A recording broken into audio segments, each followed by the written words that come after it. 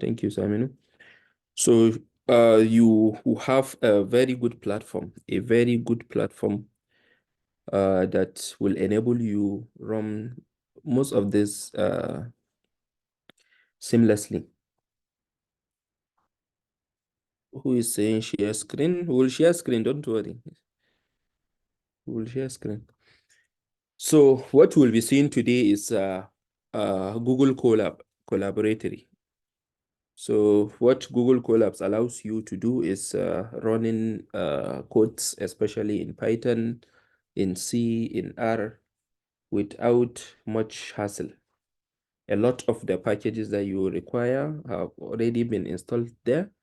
You'll have different machine types, different instances, such as CPU, GPU, and tensor processing unit. We'll see all that. So if I may, I will start sharing my screen now, and then we'll go right into it. So it's not a very structured presentation. It's just presentation showing us the features, how to get around it, how to run something as basic as possible. And then from then, you can just start on your own.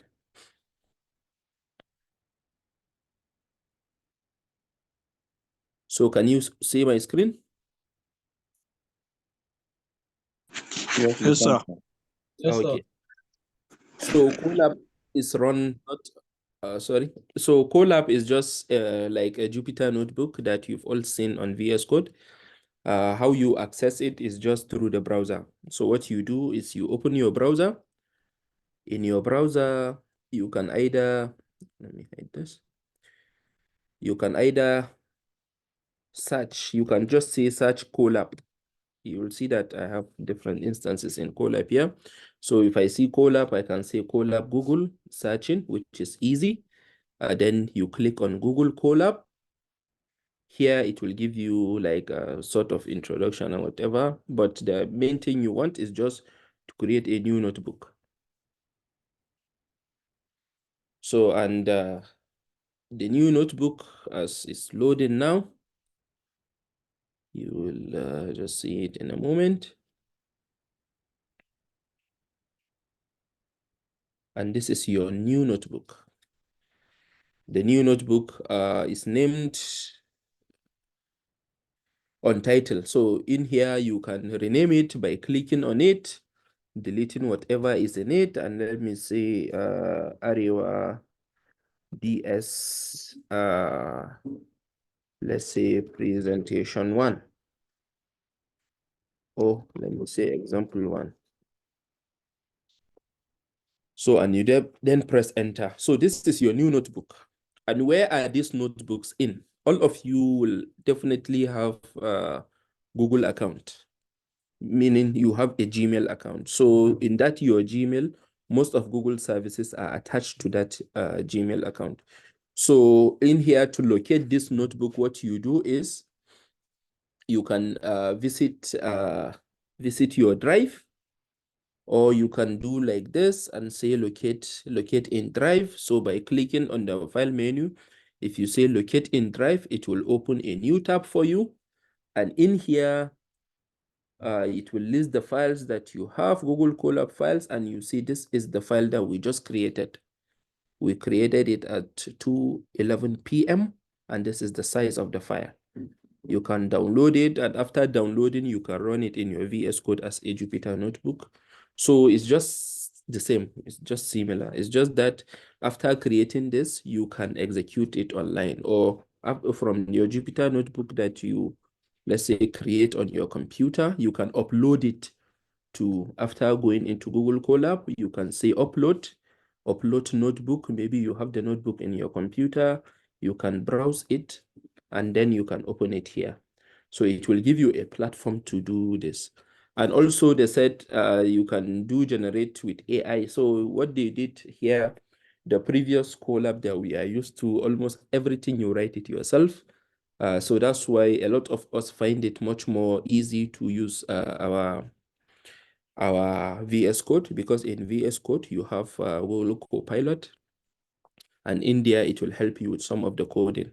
So a lot of people don't use Colab a lot, except if you finish testing your code and you want to start developing your model, and maybe your computer is very slow or very outdated, that will not or doesn't have, let's say, GPU. So you take your code as I showed, upload there, and you upload it here, and you start executing. So the first thing after renaming your file here is you can test it. As we know with Jupyter Notebook, it's just Markdown. The text especially is Markdown, which you've seen Markdown in when creating GitHub and updating or creating content in your GitHub. Then also there is the code, which allows you to do the execution. So here we may say print now, and then you execute, meaning you run. So what it does here is it will start connecting, meaning it is connecting you to a runtime here, and we'll see how to change that runtime. The default runtime is just CPU, meaning you don't have any special features in the runtime or whatever, and you see it has printed now.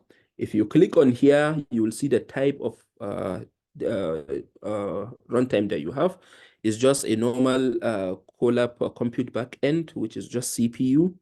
The system RAM is 12 gig, and the disk storage that you are given is 107 gig. So this is just it. This is the resource, and you get a resource by clicking here to determine what you have. So let's assume now you do want to run something and you need a superior instance. You need a superior compute instance. What I mean by compute is just assume that it's your computer, and your computer will have CPU and whatever. So here we need something superior other than this default one. So what you do is you go to your runtime and you can say change runtime. So if you see here, the runtime type that you are running, as I said, you can run Python, you can run R, you can select whatever. The hardware accelerator, as I said, the default one is CPU, meaning it's just your normal CPU as in your computer, even though usually it's faster than your own CPU, but it's just the CPU that you know. Then there is the GPU, which is graphical processing unit, the T4 version of it. We have A100, we have V100, but these are available only if you purchase the paid version of Colab. You can select them. They are faster than T4, but T4 as basic modeling that you can do, it's sufficient for you. Then there is the tensor processing unit, is for execution of codes that, or yeah, the codes that are written in TensorFlow. So it's another instance that fasten your modeling. Yeah. So you have these two accelerators, the GPU and the TPU. You can select whichever one you want, depending on the support. Most deep learning and machine learning, or especially most deep learning, supports GPU.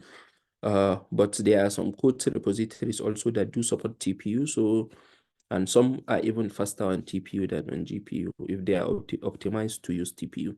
So when you come to actual this modeling, you can determine which one you want to use. You can test this. But for our own sake here now, because we've not gone into this, our CPU is enough for us, except if we really want GPU, you can change the runtime. So, and the good thing about this tool also is you can share it. You can share it with whoever you want. The only thing you need to share to another person is you just need his own Gmail address. So I can share it to Dr. Shamsuddin. I can share it to Saminu. I can share it to, let's say, Dr. Ibrahim. There are a lot of them. I can share it with Falalu. You can share all of this. And if you click in send, it will send the invitation, meaning you have shared, just like in your Google Drive or file that you are writing, let's say Google Doc, Google Spreadsheet, and the rest, you can share to collaborate. So this is Google Colab.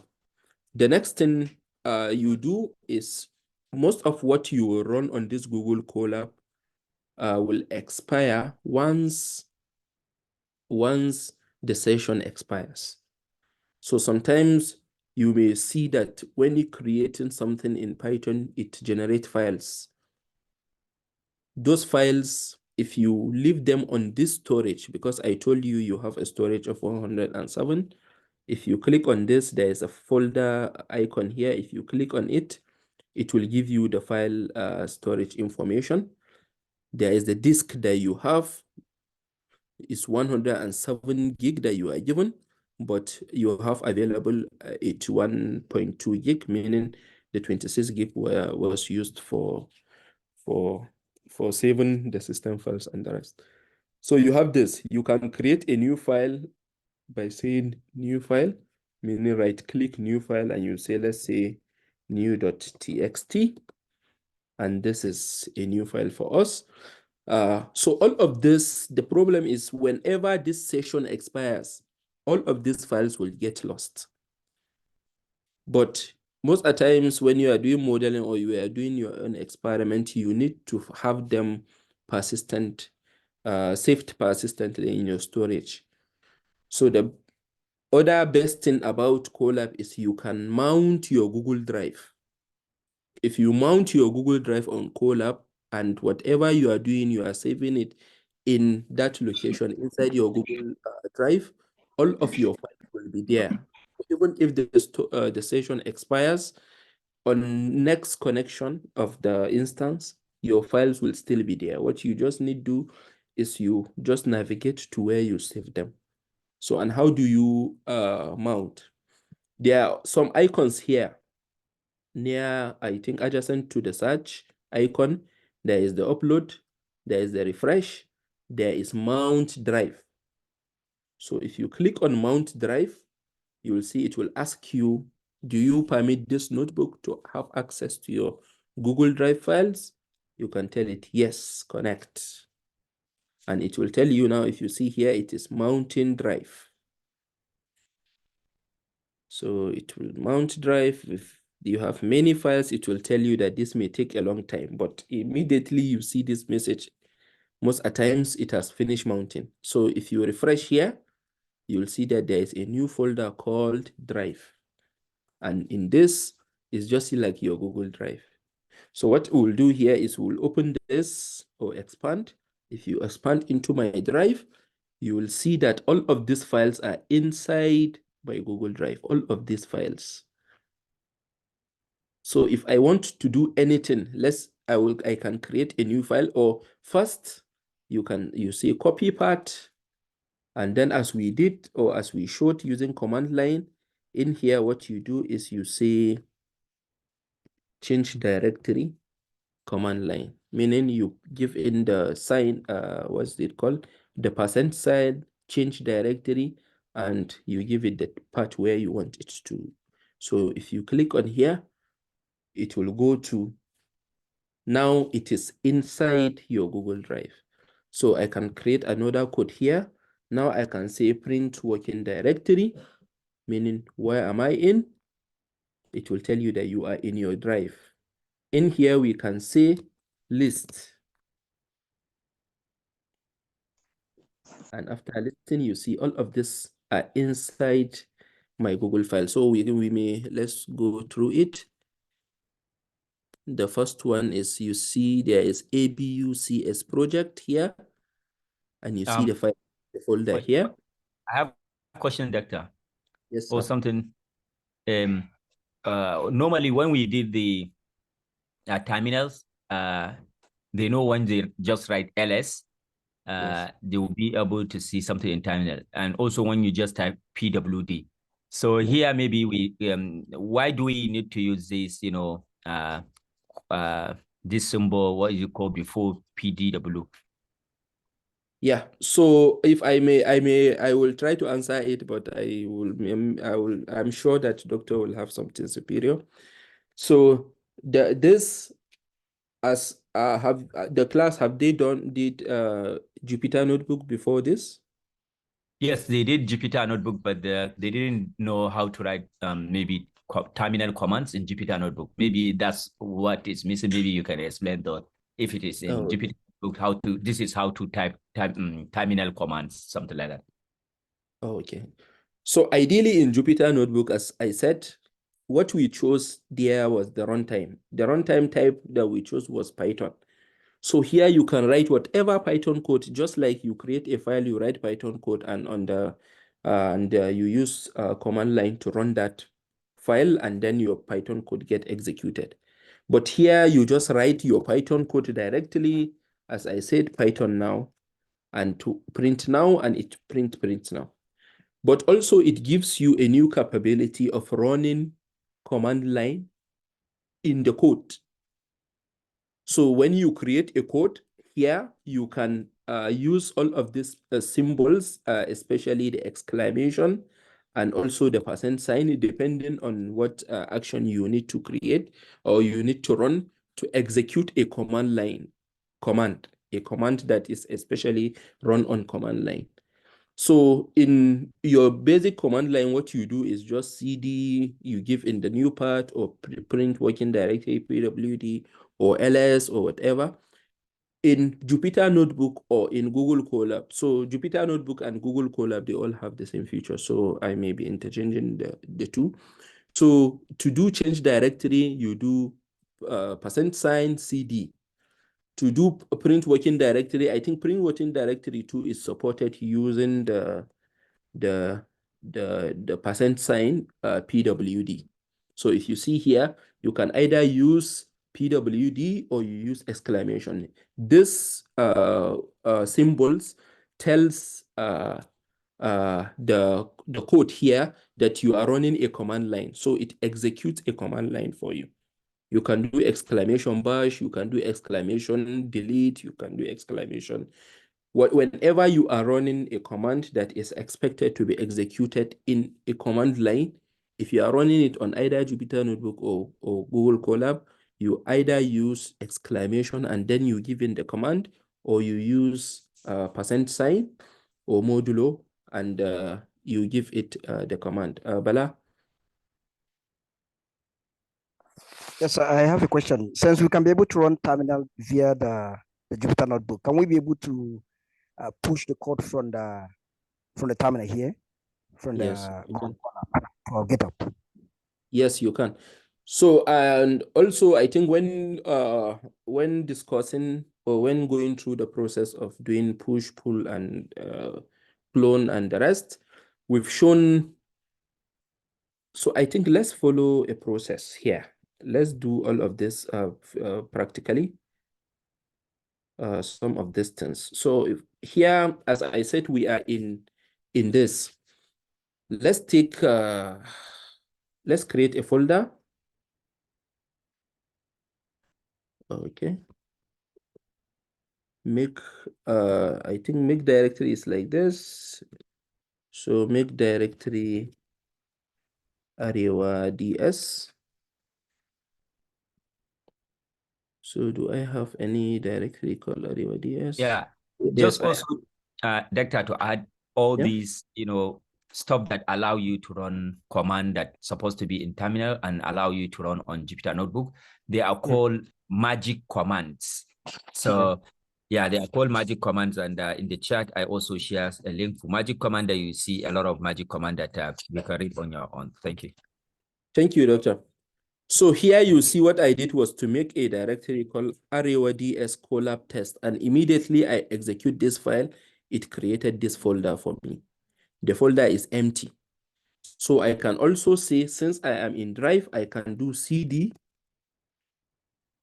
Arewa DS Colab tests.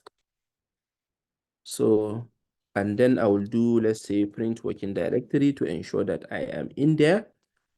So I changed the directory and now I am in this. So in here, let's search for our GitHub, Arewa DS GitHub, Arewa DS machine learning.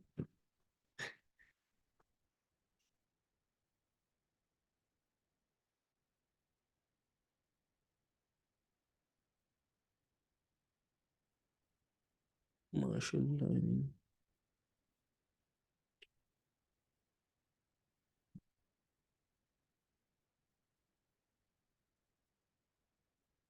Yeah. So we can copy this and we can go back to Colab, create a new code, and you can say git clone Ariwa DS, because I know I am in Ariwa DS Colab test. I can run this. And now it is cloning. As you see, this what the output is given as if you are running on command line already. So you see this has been created. So if we click on this, we see now this is our Ariwa DS machine learning, and you see it has already cloned in here. So, and all of the things that you will do, you may go in here and say maybe asset, or you create a new folder, and that folder you may say week 1, week 2, as you just do on your computer. And afterwards, you execute the same command that are for committing, for adding, for committing, and then for pushing into your own repository. So as you see here, I'm using Colab. I told you you can run Python. And as Dr. Shamsuddin put it, you can use the magic commands to run terminal commands. So Colab allows you to do almost everything and in one place. So the next thing to see here, what we saw is you've created a new notebook, you've renamed the notebook, we've seen where the notebook is in. We said it's in your drive. If you click in my drive here, you can search, there will be a folder. Immediately you create that first notebook.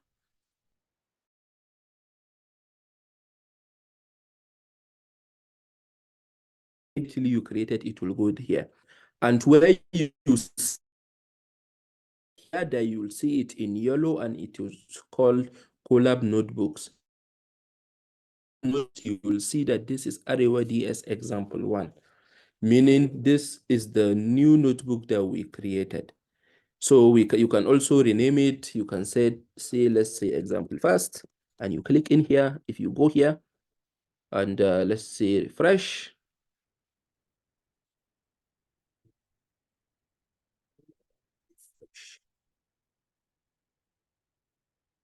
you see Ariwa DS example first. We've done the renaming. So all of your notebooks will be saved inside a folder called Colab Notebooks inside your My Drive. To determine which of your Google account you are using, if you are using many, is if you go here, you can click on here to determine which of the accounts you are using have that notebook. So this is in abumaframe@gmail.com. So if I am going to my drive, I have to ensure that I am in the same account here to be able to see this file that I just created. So the next thing we did was to show the specification of the instance that you are using. As we said here, we are using a normal instance of just a CPU, and we are given RAM of 12.8 and then a disk storage of 107, out of which 26 gig has already been used by the system files. The next thing I showed us was to change runtime. You can change runtime depending on the type of code that you want to run. Whether you are running R or you are running Python, this by default, usually what we are teaching you here is Python. So you just leave it at Python. If you want acceleration, you can either accelerate using GPU or TPU, which I have said so. And the next thing we did was to show how to persist your files. As I said here you see we created new text. If we, let me show us now, we can disconnect and delete runtime. You will see that the file will be deleted. So now we've deleted the runtime and we've disconnected it. You can now reconnect by clicking here, reconnect. And after reconnecting, what will happen?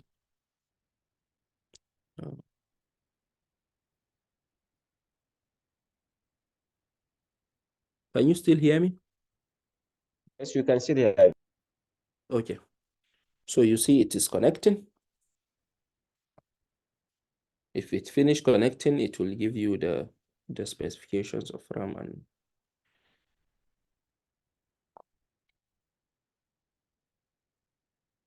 so why it is still connecting is because you've mounted a drive. And we'll see two different types of mounting drive here. We'll see. There are situations where after mounting drive for the first time, whenever you open that same notebook, your drive will be mounted automatically.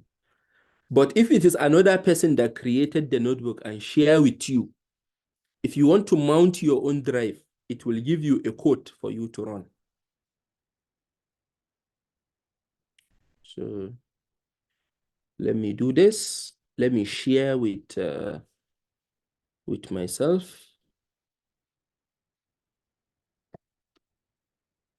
Let me share with myself. I will not notify myself. I know I share. So I've shared this. I can now open this notebook using my other account here because I've shared it to myself.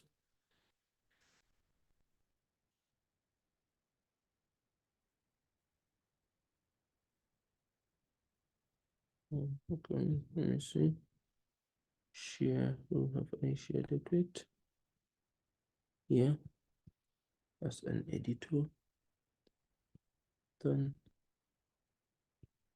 I can now open.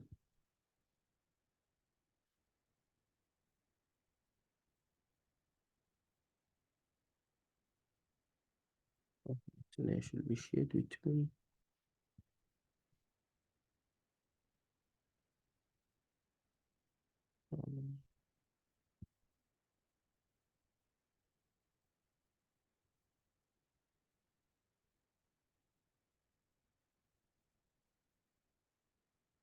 So Colab notebooks is not here. Shared with me. So immediately you have that, you will receive an email saying somebody have shared something with you and it's here.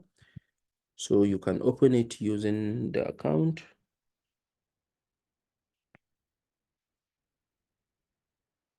So you see the difference between these two. This, I open it using this account. And the same file here, as you see, that's what I created and all of the code I executed. I open it using another account. So if I am connecting here, I can either say, you can either click here to connect, or you can just expand this folder. And after expanding the folder, it will change the status to connecting. And you see it is connecting. So, and it will finish connecting in just a moment. You see it has finished connecting, but it did not mount the drive. So to mount drive in this situation, if you click here, which I said, if you click here, it will give you a code. You see, this is the code for mounting, because the notebook was not created by me originally. So that means I cannot mount it automatically. I have to mount it using this code. So, and to mount it using this code is also straightforward. What you just need to do is you just run this code, and it will tell you that this notebook was not authored by Google. It was authored by Abdulmumin. As you see there, I was the person that created the notebook. It may request to access your data. You just say run anyway if you trust the notebook. If you do not trust the notebook, don't run. So it will tell you, do you give it permission to access your drive? You said yes, connect to drive. And then it will open this window and ask you to select the account. Before, you can run a notebook using a separate account and mount another Google Drive account. But now you can only mount the same Google account as that of the notebook and as that of the drive. So here, even if you have many accounts, it will show you only the account for that Google Colab. So you can double click on it and it will ask you, do you want to sign in? You say continue. It's waiting. So you ask it allow. So after allowing, it will continue running for a moment and then it will stop. So you see it's set mounted at content/drive. So here, what you do is if you just click on the refresh, you'll see that drive is there. And this is my drive. And in my drive, there is this. I've not created all of this. So what I can do is I can say change to this drive, make a new directory called ArewaDS Colab test. If I refresh this, you see now this is the new folder that was created. And now I have navigated into that folder. And now I can do clone directory of Arewa Machine Learning. So this, what I showed you now, is to see how you can collaborate on a single Colab notebook by sharing. So, and Doctor, do we have anything else to show rather than these features?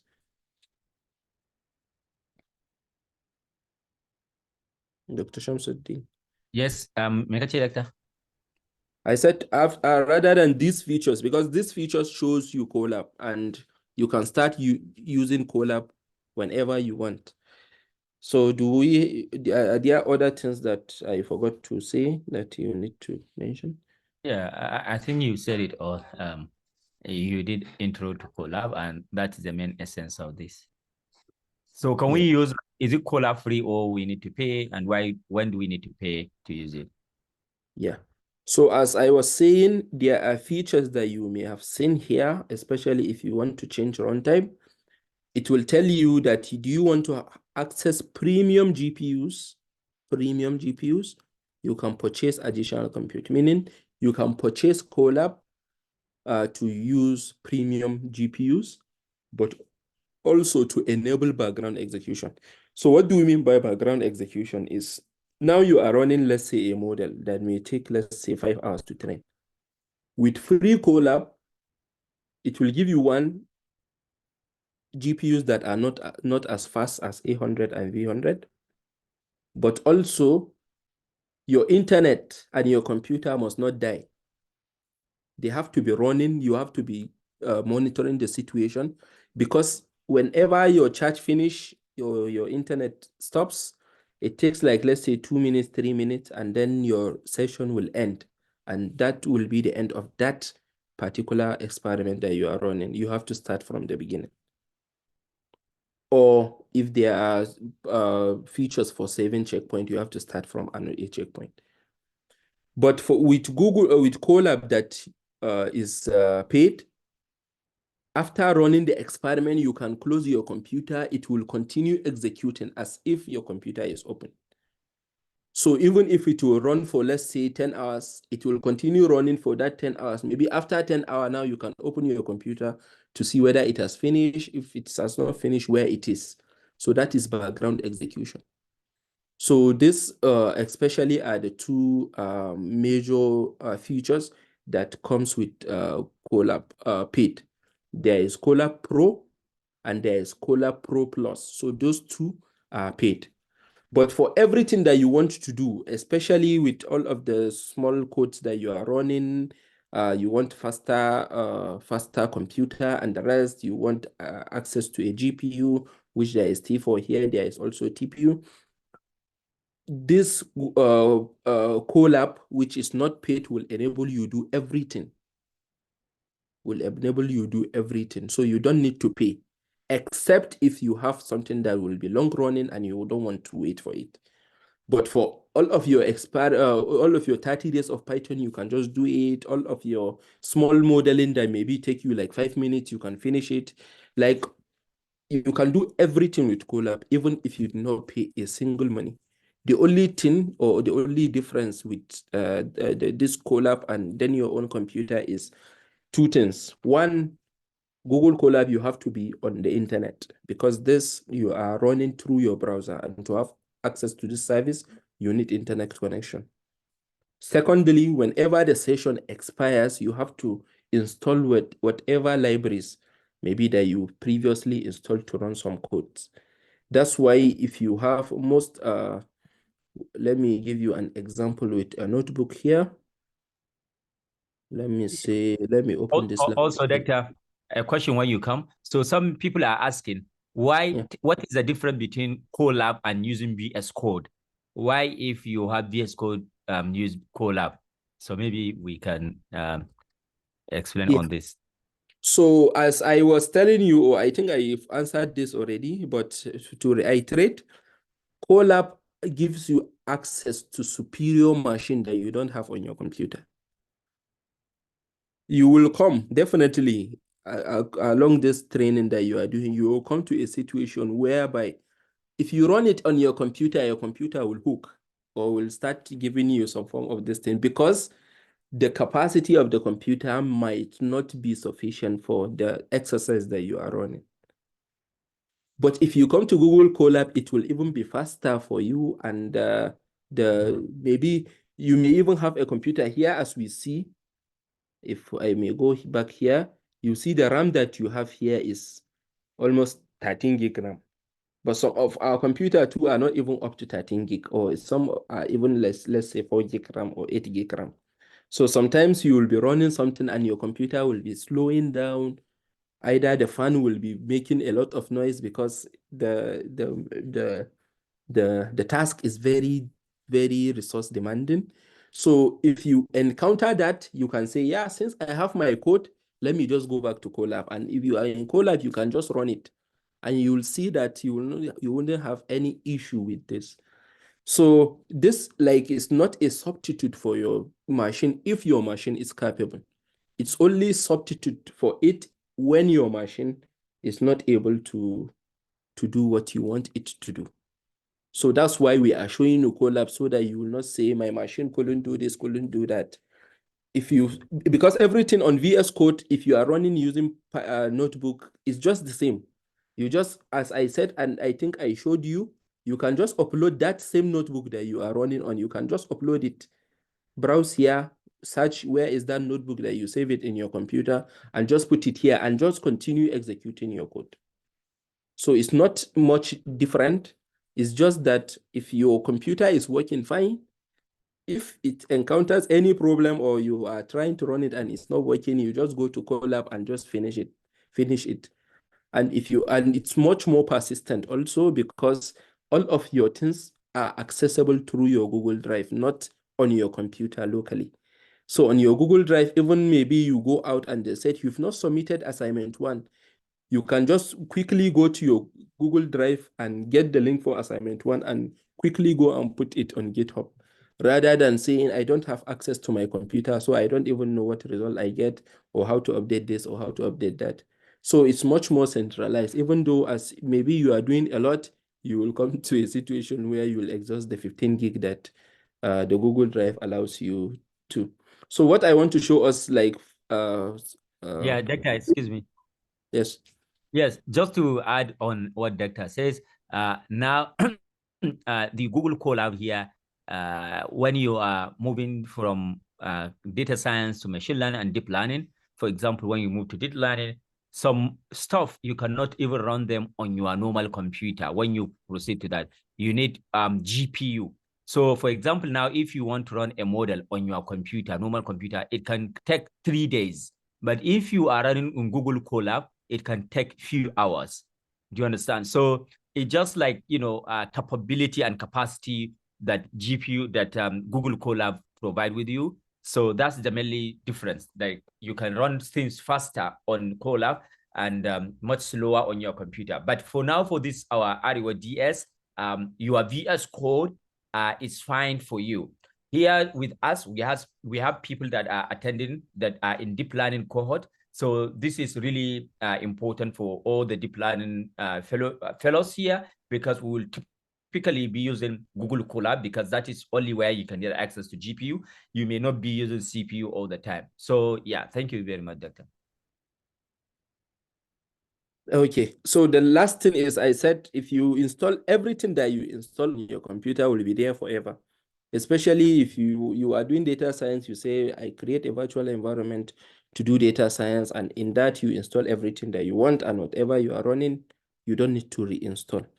But in Colab here, as we said, every session is new. So if you delete this session and you create another session, the instance of compute they will give you will be a new virtual instance, not the same one that you just finished using.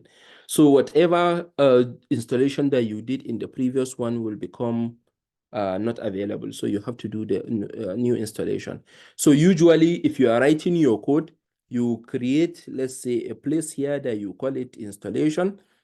And in installation, this is mountain drive, setting parameter, where, yeah. So install required libraries. So you'll just create this and maybe you list all of what you want to install. So whenever you are running it afresh, you just press install. It will just go and install it for you, and then you just continue with your work. So instead of every time you write it, you just create a cell and you list all of what you need to install. So whenever you want to run a code or you want to do something, you just go and install, and then you continue running your code. And whatever code that you write here is persistent. So it automatically, you just write something, it will automatically save it for you. So you don't need to start doing save here, save there. And if you close it, if it is not saved already, it will warn you that there are things that are not safe. Do you want to save? Yeah, save, and then you close. So whenever you open that notebook again, you will see all of the codes that you've written. So I think that should be all, except if we have questions. Yeah, thank you very much, Dr. Idris. So if you have question, you can ask in the chat, or you can raise up your hand and ask question. Thank you very much, Dr. Idris. We are really grateful for this presentation. Any question? Yes, sir. Sorry, I have a question. Okay, go on. Yeah, but like I don't know whether the question is part of the scope of this session. My question is regarding, because I heard Dr. mention about collaboration.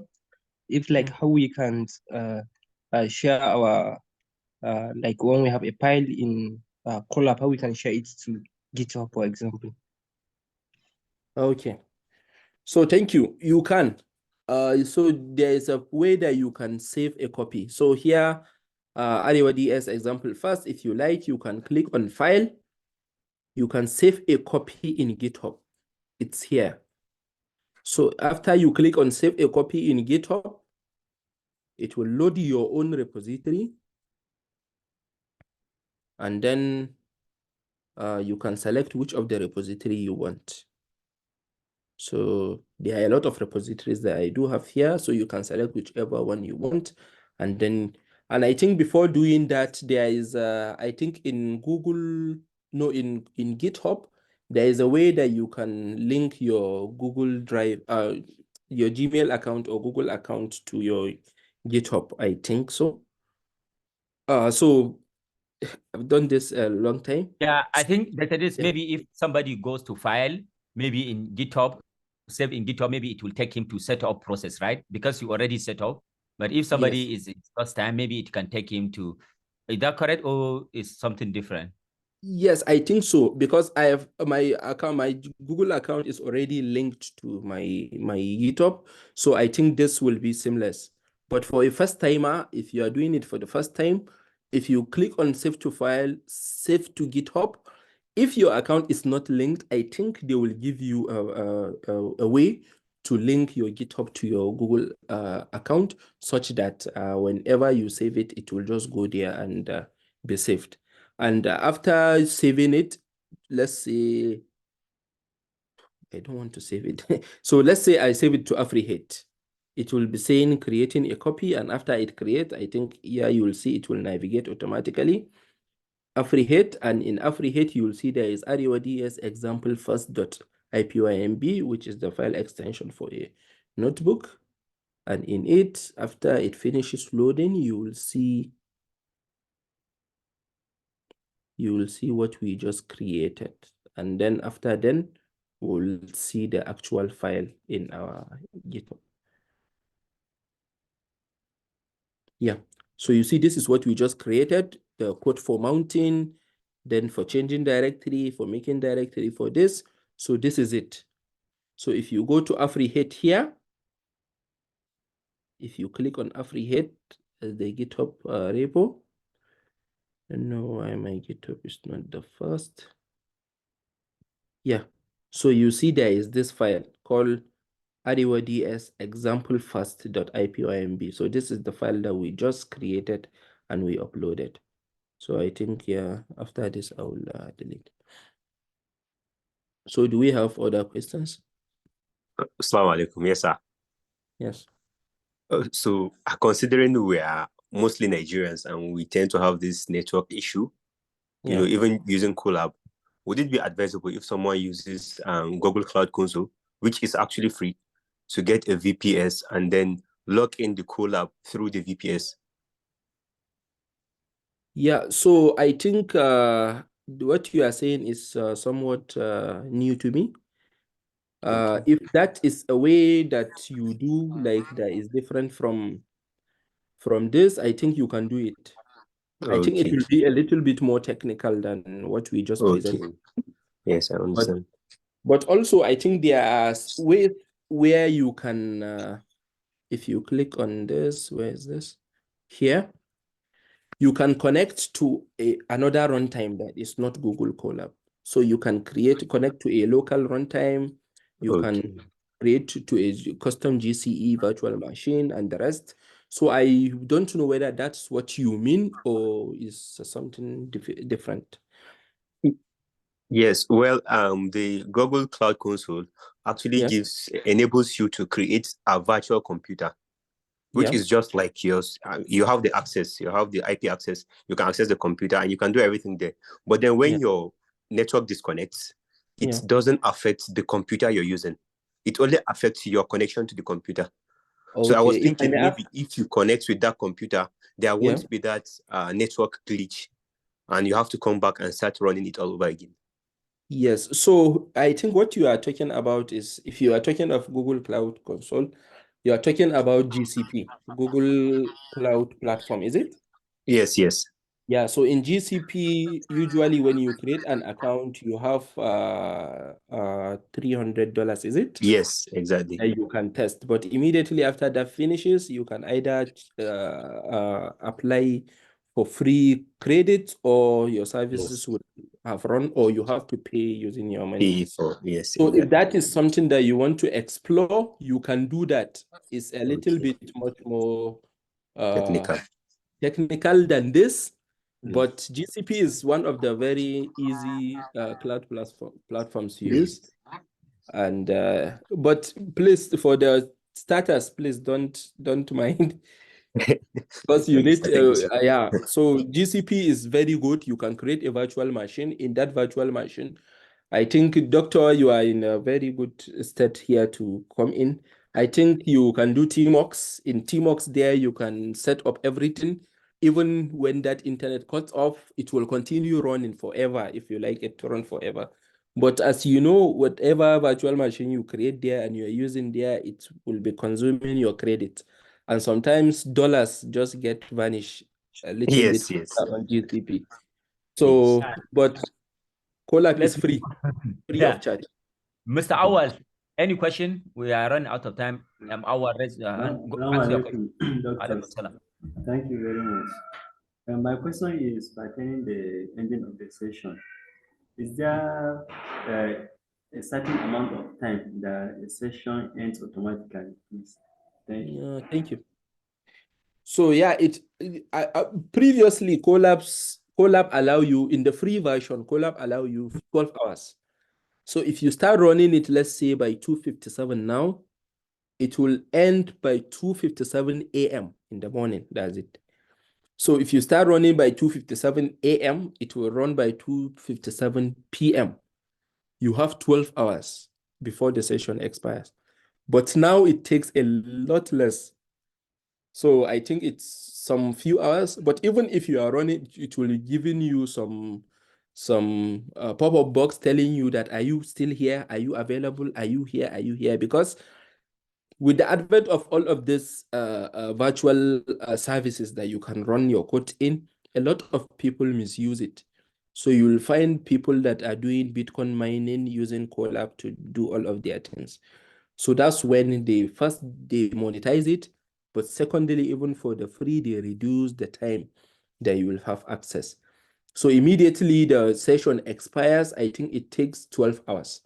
So I don't know the actual time now that session lasts, but immediately it expires. If you count 12 hours, you can use it again.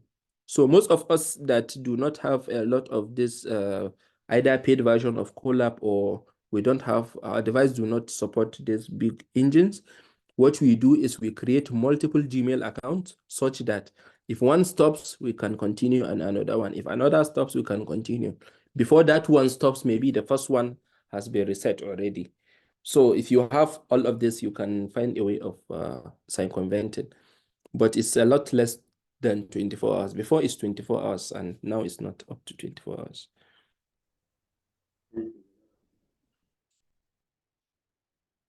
Do you have another question? Salihu Shamsuddin.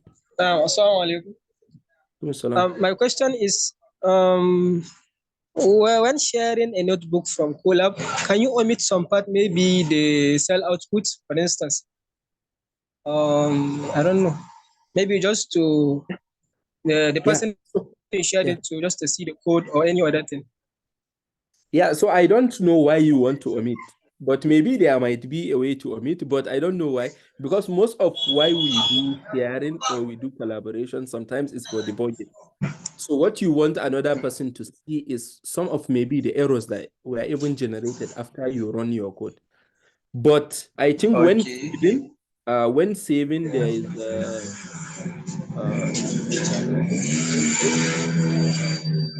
let's mute yourself. Yeah, thank you. So before on Colab is you can omit where is it? There is in the runtime, when changing the runtime before, there is where you select that when saving, it will not save with the output. But now the output is somewhat very useful that a lot of people rather share with output. So if you don't want the output after I shared the code, you can just click here to delete the output. That's it. It's very straightforward. So we are on top of the hour, Doctor. I think without so thank you very much. We have another meeting. I think that it is to jump into another call. Thank you everyone for joining. If you have any question, you can post your question in the Telegram channel. Thank you very much for joining, and the recording will be uploaded and shared in the YouTube channel. Thank you very much. Bye-bye. So thank you, everyone. Thank you. Thank you.